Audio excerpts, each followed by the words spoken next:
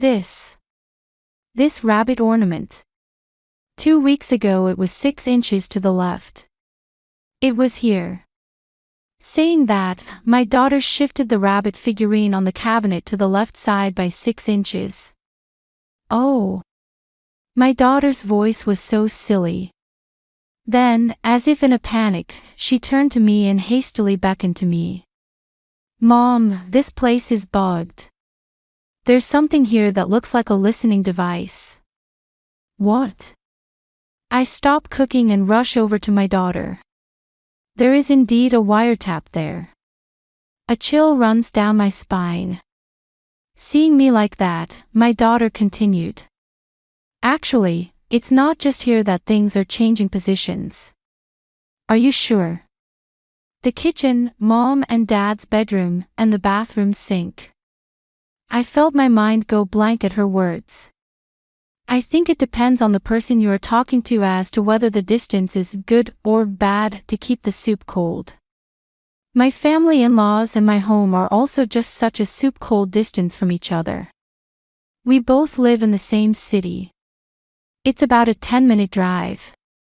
If you are on good terms with your in-laws, this distance is probably really just fine. However, for people like my mother-in-law and I who are not close, this distance is hell. Because it's a distance that I can come to immediately. She has basically disliked me since the beginning of our marriage. The reason is simple. Because she lost her favorite son because of me. If she hates me, she should just leave me alone, but that is not the case with her. She would often visit my house and bring me things, probably to pry into my home, because she was only 10 minutes away. Most of them are impositions of things we don't want. Milk that has already expired, stewed dishes that I don't know when she made, and so on.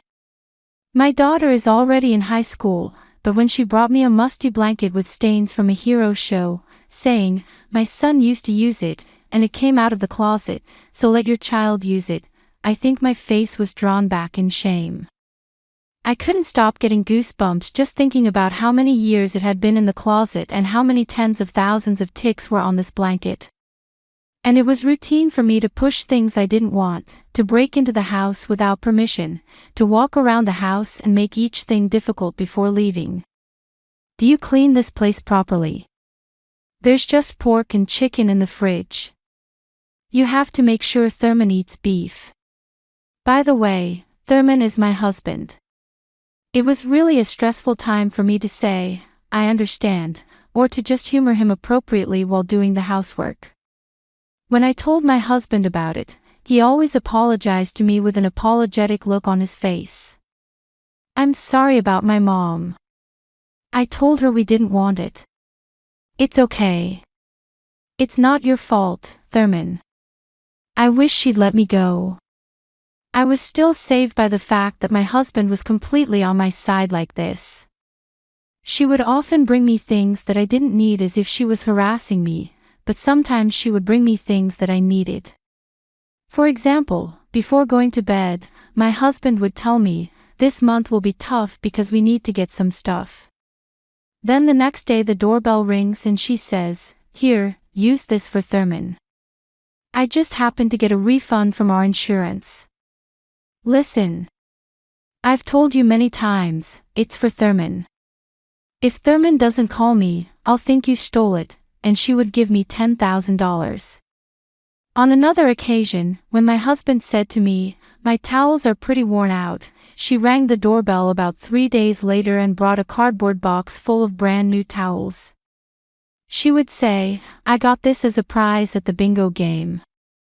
As expected, this had been happening several times since we were newlyweds, so one day I felt uncomfortable and asked her about it. I was wondering why sometimes you give me things that we really need.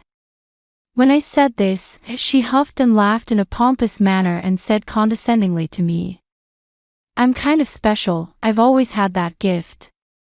When I give something to someone, it's something they need right now.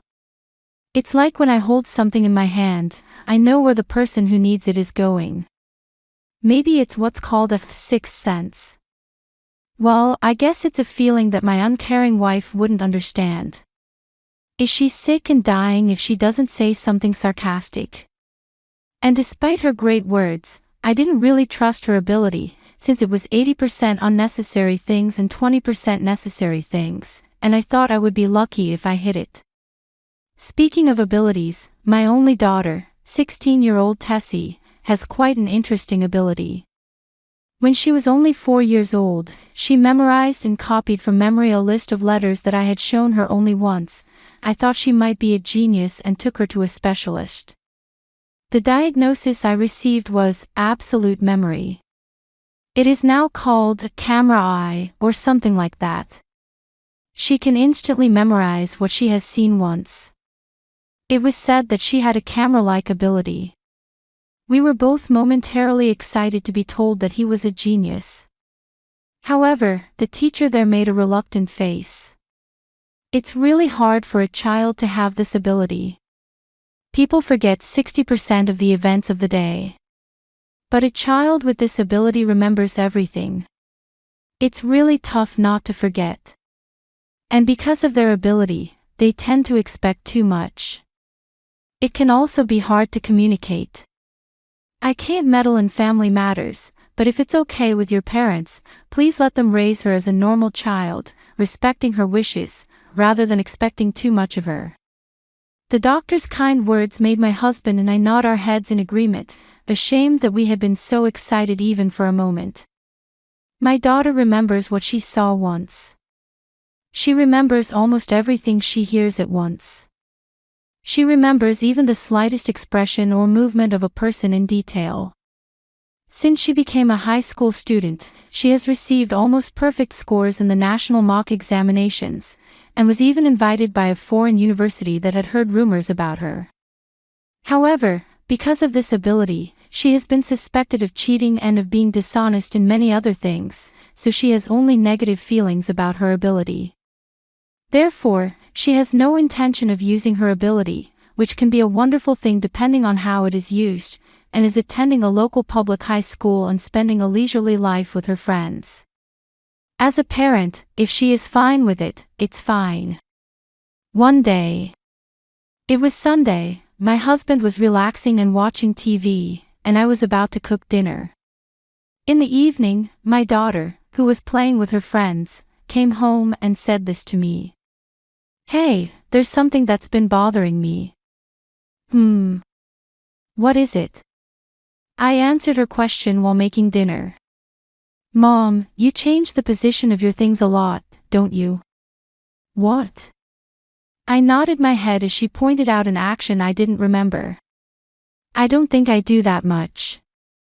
Because of my lazy nature, the only time I move furniture and small objects to clean is when I do the year-end cleaning. Of course, I do something as simple as dusting with a brush." It was my daughter's turn to shake her head at me. "I've been thinking, since I can remember, to be exact. Every 2 weeks or so, you change the position of something a little bit, about 4 inches, right? Does that mean anything to you?" I asked my daughter with a dubious look on my face, as I had no recollection of this at all. "Does it? I didn't move it. Really, only when I do the year-end cleaning. Tell me what's different about it." When I asked her that, she strode toward a cabinet in the living room. She pointed to a rabbit figurine on top of it. "This is this rabbit figurine. 2 weeks ago, it was 6 inches to the left.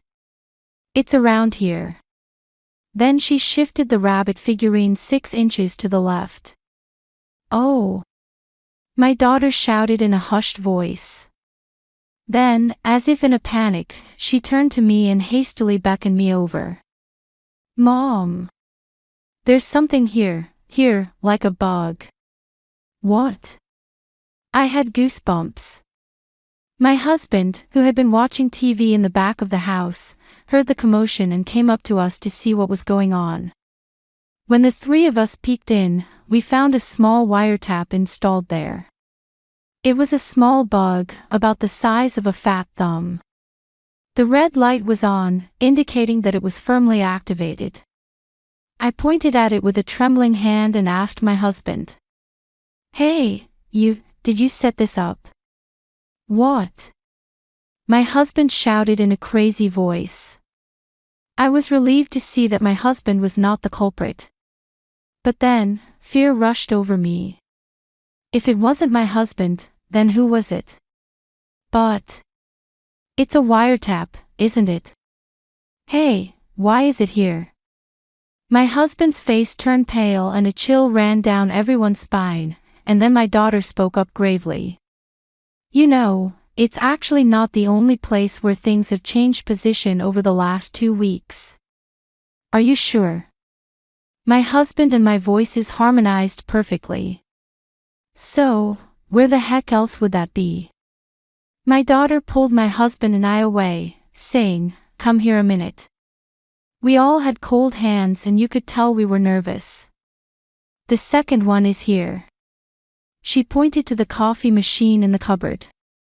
It has been moved about 4 inches to the right. My husband and I both cleared our throats. As if determined, my husband put his hand on the coffee maker and moved it 4 inches to the left. Oh my God! It was then that I learned for the first time that when we really feel fear, our throats do the clearing on their own. There, unmistakably, was a wiretap of the exact same type as before. And then, in your bedrooms and in the bathroom.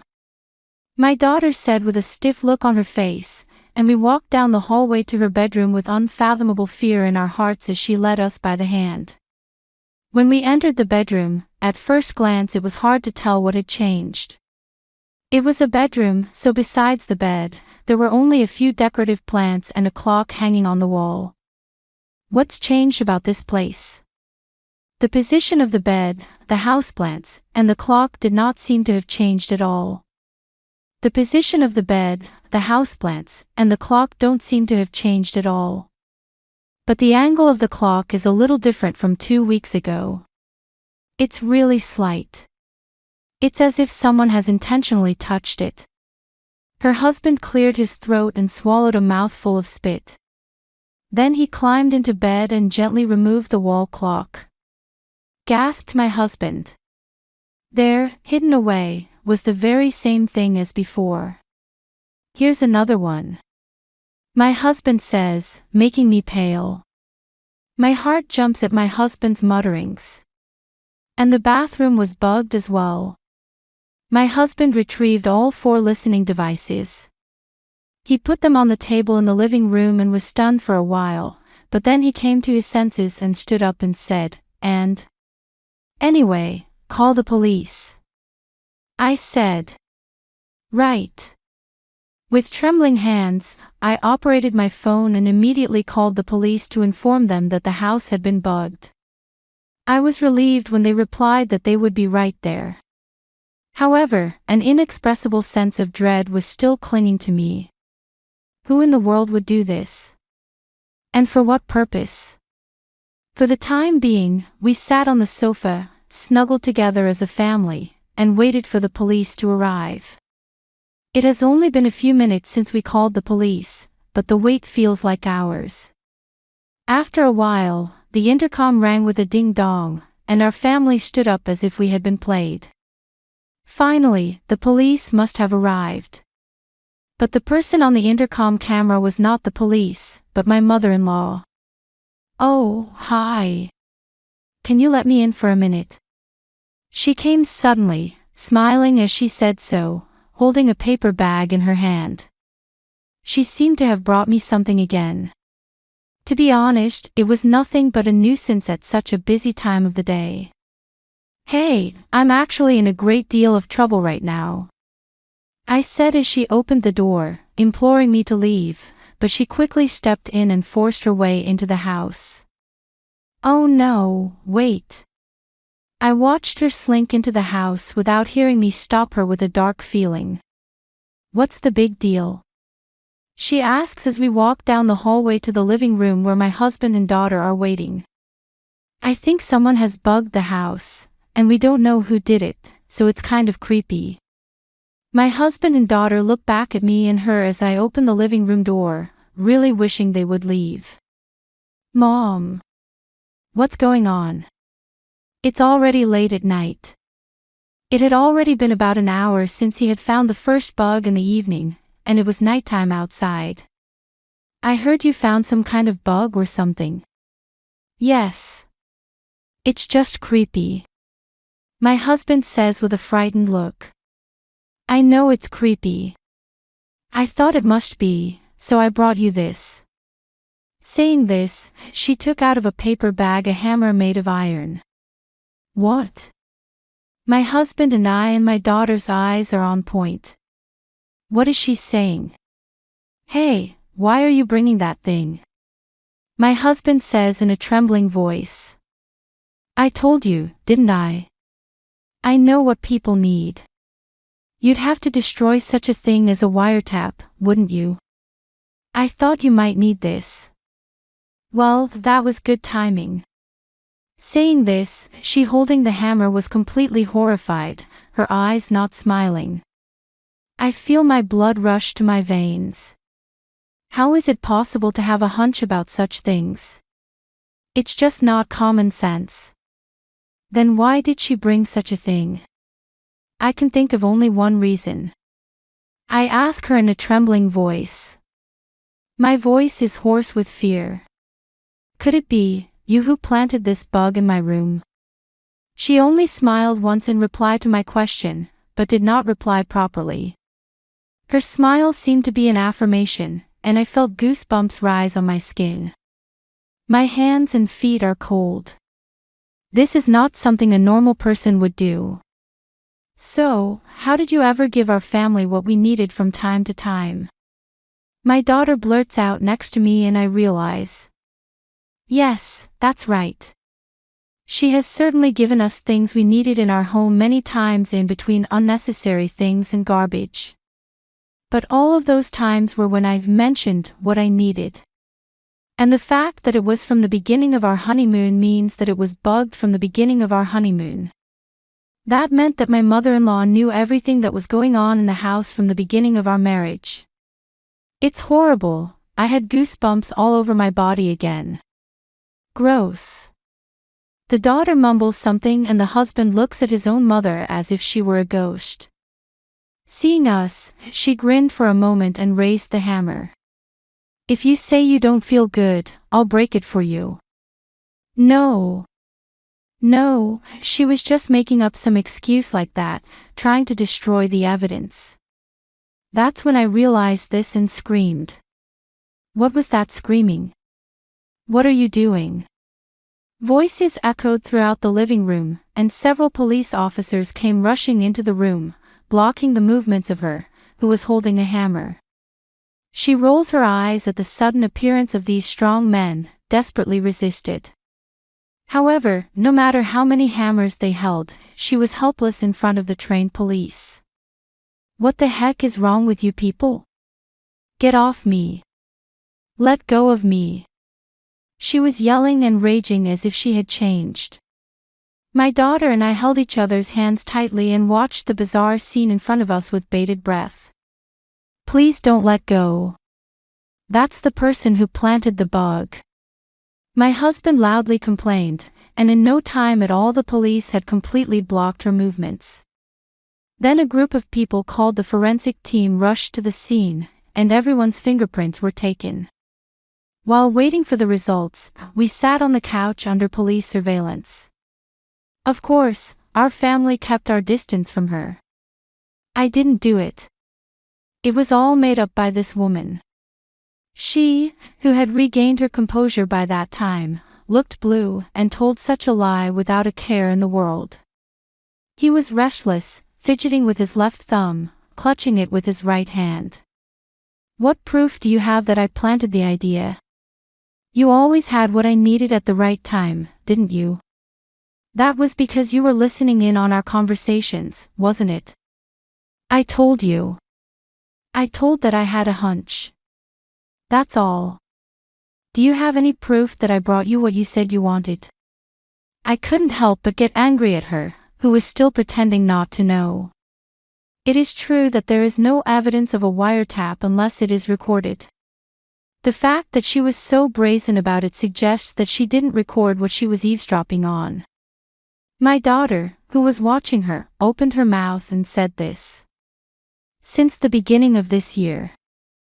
On January 29th, my dad mentioned that he wanted a light-down comforter.